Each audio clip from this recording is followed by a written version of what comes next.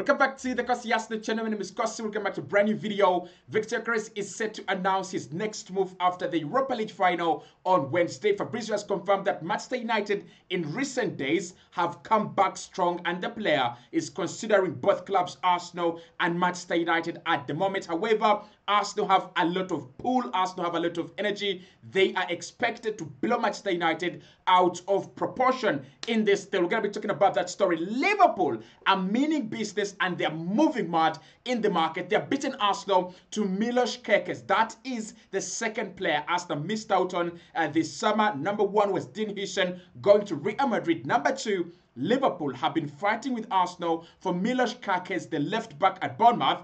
I can confirm that Liverpool are advancing to sign Gyokerez and Arsenal won't be getting the Hungarian. Also, we'll be talking about Kai Havertz because it's being said that the new forward that Arsenal are going to sign this summer is really going to depend on how they can play with Kai Havertz. So Kai Havertz is going to be a major factor in who comes in as a number 9 at Arsenal this summer in terms of compatibility, in terms of being able to play together, but also in terms of competing with Kai Havertz. The decision is going to be made around Kai Havertz. We'll talk about the number 10 situation as 2 of our number 10 targets have said, come and gets me. Ryan Shaki said goodbye to Lyon fans over the weekend, and also Xavi Simons said goodbye to RB Leipzig fans over the weekend, as well as Emirates as a lifts a trophy. Arsenal could also have a chance to sign that one too. Hit that button, subscribe to the channel as well. Lots of transfer news. Lots of transfer news.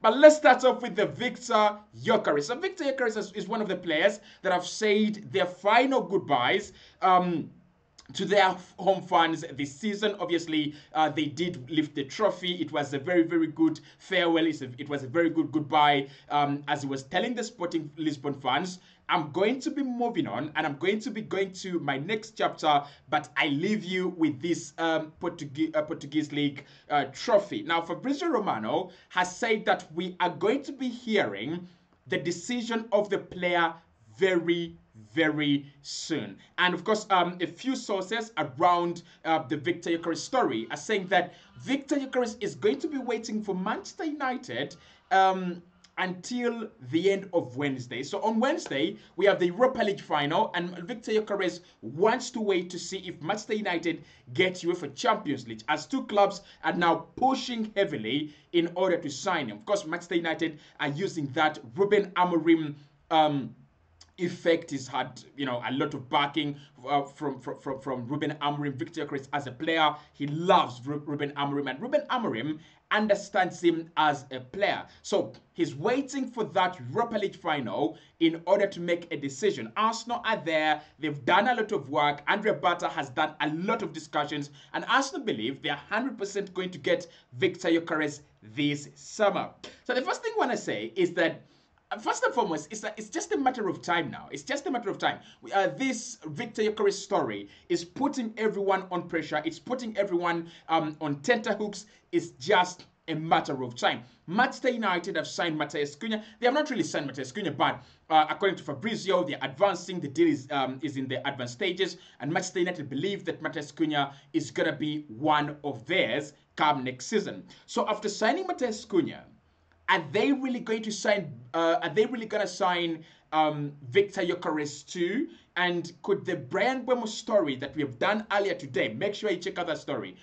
Could the Brian Mbeumo story be meaning some sense if Arsenal don't get Viktor Gyokerez? Let's discuss all that. The first thing I'm gonna say, let's wait until Wednesday to see whether he chooses Arsenal or he chooses Manchester United. We've already done the debate. Does he choose Manchester United? Does he choose Arsenal? For me, in my opinion, I think Arsenal are the better destination. But you can never underestimate the power of a manager that has worked with a player. You remember Lisandro Martinez and Erik ten Hag. I mean, Arsenal literally were getting Lisandro Martinez, but Erik ten Hag comes in and all of a sudden, Lisandro Martinez goes to Manchester United. And the same effect happened when Arsenal went to sign Gabriel Jesus the same summer and Alexander Zinchenko. Zinchenko was wanted by a couple of clubs, and he said, I've worked with Mikel Arteta before. I want to go and work with the same manager. Chelsea were very strong contenders on Gabriel Jesus. Again, he's decided to go to join Arsenal. So I won't be surprised if this guy goes to Manchester United because of Ruben Amorim. But I remember Ruben Amorim saying, if Viktor Gyokerez wants to join us because of the UEFA Champions League, then he won't come, right?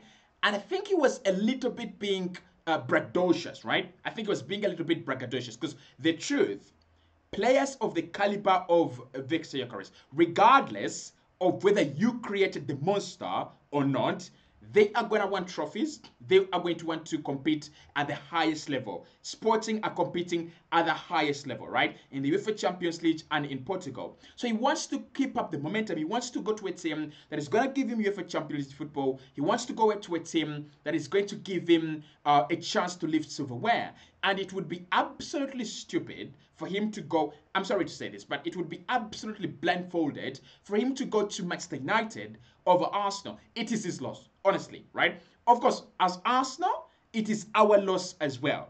But Arsenal have got the resources and Arsenal have got the ability to attract any player out there, even if it's not Viktor Gyokerez. So let's wait and see. It's just a matter of time. Today is Monday, tomorrow is Tuesday, and on Wednesday, we have the Europa League final. And if that Europa League final comes in and maybe Tottenham win it, does that mean that Arsenal have just that all the favor has just swung into Arsenal's direction? Probably, but let's wait and see. Fabrizio says that Arsenal and Manchester United are now the two clubs punching each other, punch to punch, fist to fist. We're having a fist fight with Manchester United to get Viktor Gyokerez. The player said his farewell to Sporting. Will it happen? I believe it will happen, and I think it will happen. Now, Arsenal have been blown out of proportion by Liverpool. This is the second time within a space of 1 week that Arsenal have been blown out of proportion by a club on a player. The first one has been Dean Huijsen from Bournemouth. Real Madrid making sure they get that one deal done. And I remember saying that Madrid were always going to get Dean Huijsen because he's Spanish, and they are Madrid, guys. They are Madrid. So Dean Huijsen has been taken, but Liverpool are meaning business and they are moving mad. You know, they have just signed Jeremy Frimpong from Bayer Leverkusen for about 35-45 million euros. Well, they are now advancing to sign Milos Kerkez, and Milos Kerkez is a player that Mikel Arteta liked, and Milos Kerkez is a player I liked as well. You know, the reason is why I want Milos Kerkez, and I'll tell you, I am not sad. I am not grieving that Arsenal are not getting Milos Kerkez. It doesn't really matter to me. I mean, we are Arsenal. Even if we don't get Milos Kerkez, we can go out there and sign Ryan Enori, and it will work out. We can go out there and sign Theo Hernandez as one of the best left backs in the world, and it works out. But why I like Milos Kerkez as a player is his speed and his creativity. This Arsenal team, it's so lethargic. It's so uninspiring. It's so, the way we play, it is side to side, predictable. You need players like Milos Kerkez, players that can, breathe a bit of fresh air in this team's attack. And that's why I really wanted Milos Kerkez. But Liverpool are scary. Liverpool are absolutely scary. For them to sign Jeremy Frimpong on the right-hand side, and then sign Milos Kerkez on the left-hand side, and those two are replacing Trent Alexander-Arnold and Robertson. Bloody hell. In the same team, you still got Robertson on the left, and you still got Conor Bradley, right? He's got that burst of pace, defensively astute, he's young, he's energetic, and he's inspiring. Liverpool are some team, and Liverpool under Arne Slot are building some team. We are hearing that they are talking about getting Florian Wirtz. They have been in talks with Florian Wirtz. Liverpool, I'm scared, right? I'm scared, but at the moment, I still want to focus on my team. I still want to focus on Arsenal before I get scared of all other forces out there. Now, there is a bit of disappointing news that I've seen around, but I just want to share. So there is talk that Kai Havertz and his return to full fitness is going to have a bigger impact and a major impact on who Arsenal sign this summer at centre forward, with the leading notion being that Kai Havertz is either going to be Arsenal's lead man come next season, or the lead man has got to be able to play alongside Covers. Now, the one thing I'm gonna say about this news is bullshit. Because one, Andrea Bata is not that guy. Trust me. Of course, Andrea Bata is not working in isolation. He's working in consensus with Mikel Arteta, and they will have to work in harmony to take Arsenal to the next level. There's no question about that. But for you to tell me that Andrea Bata is looking at Kai Havertz and is going, I want a guy that can play with Kai. I don't have a problem with that, and I think it could happen. Maybe we get some like Brand Buemo. Brand Buemo is a bit of a striker who can play kind of wide of the pitch, right? He can score a lot of goals for you, but he can score a lot of goals for you even if it's not in the middle of the goal, right? So maybe Andrea Bata and Mikel Arteta are discussing out there, and they're like, let's go for Let's go for Brand Buemo. He's a good striker, but he can play alongside Kai Havertz so that we don't kill the 65 million that we have spent on Kai Havertz. He stays in the starting 11, but we bring in a player like Brand Buemo. He scores goals, but he won't affect the position of Kai Havertz. And I don't have a problem with that.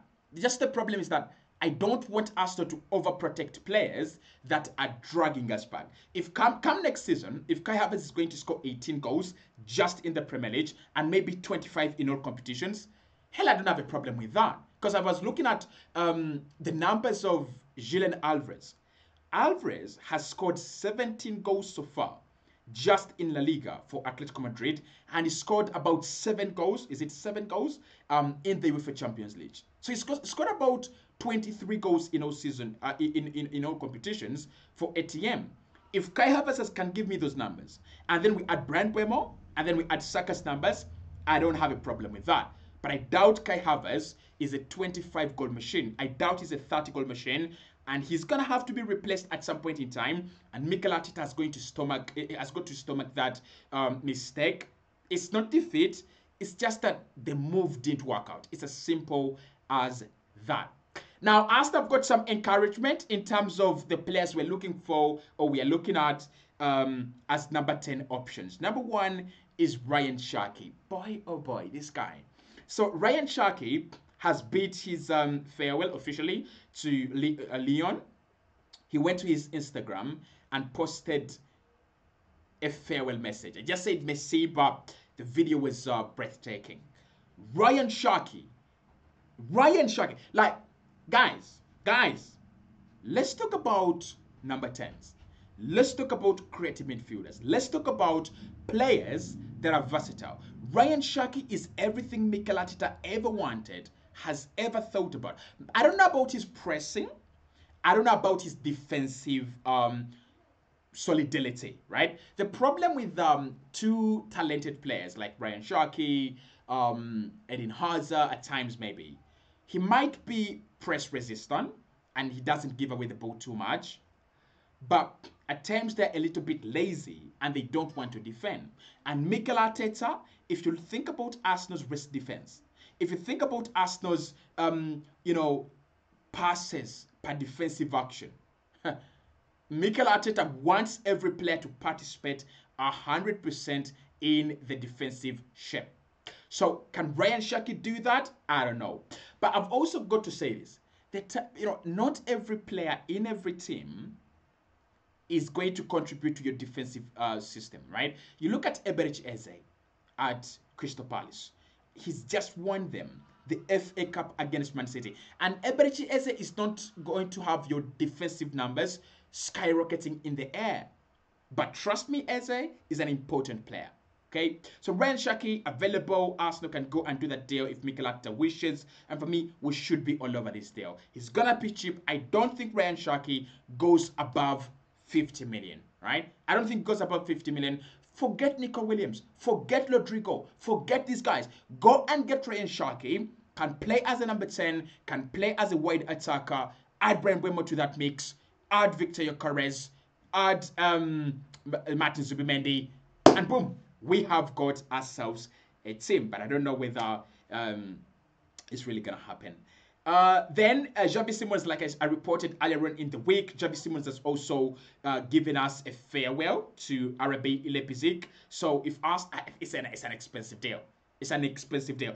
I love Xavi Simons, but when I think about Arsenal's budget, it's an expensive deal. We might not be able to go and do it. I want to be honest. I want to be realistic. I like Xavi Simons. He's a good player. Can play on the left, can play in the middle, but it is an expensive deal. And if you think about the amount of resources that Arsenal have and the players that we've got to sign, it's an expensive deal. It's really, really an expensive deal. But let me know what you think about all this in the comment box below. I'll give you a lot of I'll keep you posted, right? I'll keep you posted. There is talk about Brand Buemo. There is talk about Gyokerez. And if anything develops, I'll actually let you know in the upcoming videos. See you soon.